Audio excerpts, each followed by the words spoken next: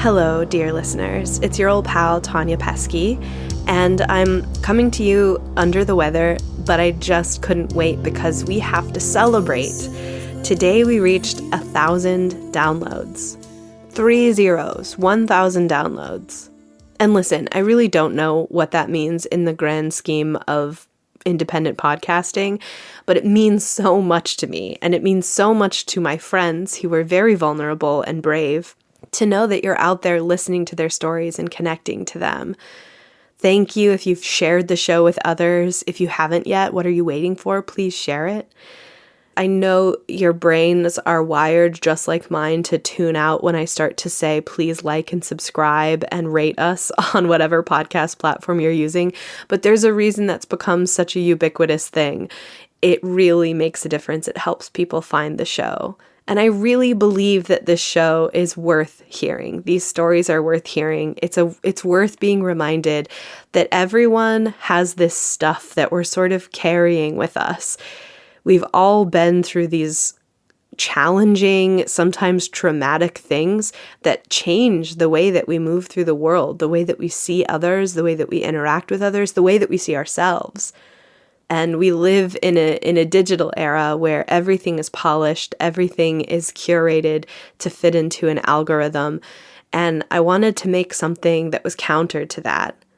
And in fact, I had just deleted all of my social media presence months before this podcast was released, which left me in a pickle because I realized, although it felt good to let go of social media and not engage with something that felt harmful any longer, it's also a challenge to promote a show when you don't have an audience to promote it to. I don't regret that choice, but it just makes it even more miraculous to me that so many of you are out there listening. I want to circle back. No, don't say circle back. That's very corporate.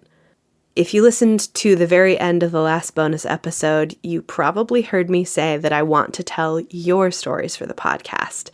And I do, and I'm going to share more about that and ask you again to share your stories with me in just a moment. But first, I want to just give you a little glimpse into season 2. My original plan for this podcast was that it would be a capsule project, and that's still true. But the original plan was to release all of the stories in one collection all at once and then be done with it. And what I found out was that, as usual, I'll never learn my lesson. I'd bitten off a bit more than I could chew, and it was taking me much too long, and it was starting to be demotivating to try to get all of these episodes ready all at once. It's a lot of work. And the truth is, I held these stories like baby birds in my hands. I was very precious about the editing process, about the scoring process, about every single aspect of producing this show. I was very meticulous, and that means it takes a lot of time. And I'm just one person. I don't have a team of people to help me with this. And so I realized that I needed to break up the stories into 2 parts just so that I could get something out into the world. And also make sure that my guests knew that it was a real show. I wondered if they were starting to be a little bit skeptical that I was ever going to follow through on this project. So season 1 came out in January. Season 2 will be out this year. I don't have a release date. I'm trying to learn from my lessons and not self-impose unrealistic expectations. So the release date is TBD. I am working on editing and scoring the episodes now. The tone and mood of season 2 will feel very familiar, but you'll be hearing completely new stories from totally different people. I'll also be sharing my own story for season 2, which is finally recorded. I'm sure I'll be sharing a bonus episode or Substack piece about this in the future, just about how difficult it was to record that story. I didn't expect it. It was so arduous, and this is not an exaggeration. It's probably an underestimation that I tried at least 25 times to record my story and just couldn't do it. And I think I need some breathing room before I try to process fully what was happening there. But I will be sharing more about, exploring why that was, why it was so difficult to tell my own story when it seemingly is so easy for me to create space for other people to tell their stories. It's full of irony and a lot of frustration and emotional ups and downs. So I'm looking forward to sort of reflecting on that once I have some distance from it. But you will hear my story in season 2 as well. Until season 2 is ready for release, I would really love to put together a collection of stories from you, the listeners. If you listened all the way to the last bonus episode, the question wheel, first you'll know that the question wheel was a fun little thing that I made for guests to help them loosen up at the beginning of our recording sessions, because it's really not easy to just jump into a vulnerable story.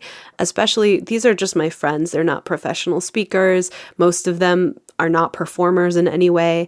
And it's awkward to have a microphone in front of your face and then have to talk about things that are really sensitive and vulnerable.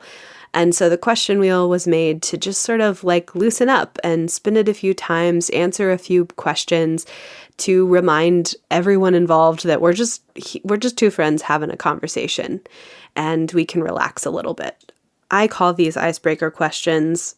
I think some people might disagree, but that's how I roll. They're a little bit deeper than your standard icebreaker. And so what I'd like from you is to go to that question wheel. You can find it at howtotellsomeone.com and then click on resources. That page was put up relatively recently. I put it together to host all of the links that we've ever shared in show notes with resources, and I'll keep adding to it. And it also has a link to the question wheel. So open up that question wheel, give it a spin, and then write down your answer and send it to me so I can read it on the podcast. It's as simple as that. And listen, you can click that thing, you can spin it as many times as you want until you land on a question that you're comfortable answering. I don't know the difference. You can cheat all you want. So give that wheel a spin and write down your answer and send it to me at howtotellsomeone@gmail.com. You could also use the contact form on the website if you prefer. In your message, just make sure that you include the question that you're answering, and then also let me know what name you'd like to use. We just use first names around here, so you can use your own first name if you'd like, or a fake first name. It's totally up to you. Be whoever you want to be. But send that again to howtotellsomeone@gmail.com, or use the contact form on the website, howtotellsomeone.com. You can find the question wheel on the resources page. And keep in mind, as you're reading the prompts on the question wheel and writing your answers, that the ethos of this show is all about emotional connection. I am so much more interested not just in what happened to you, but how it felt to go through that, because that's where people actually connect.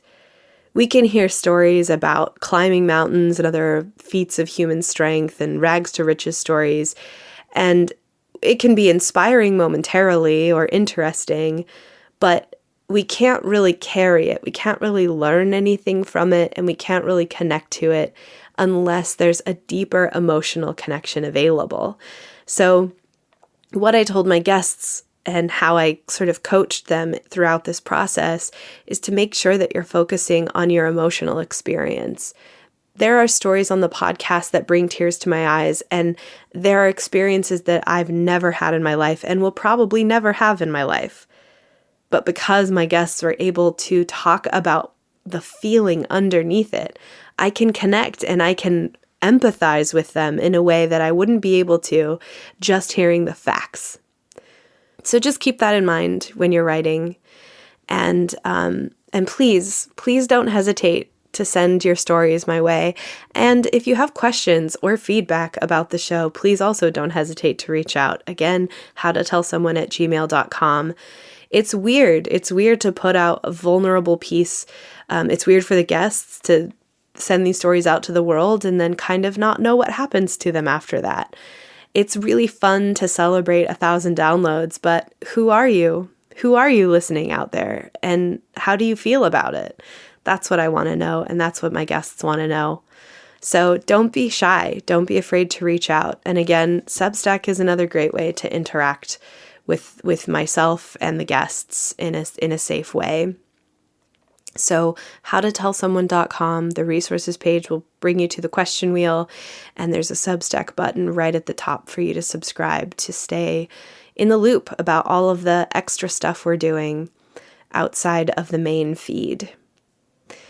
Again, I just want to say thank you so much. I've been self-producing and self-marketing for 20 years, and I can safely say that this is my most successful project in terms of how many people it's reached, and I couldn't be more proud of that. Thank you for being a part of it.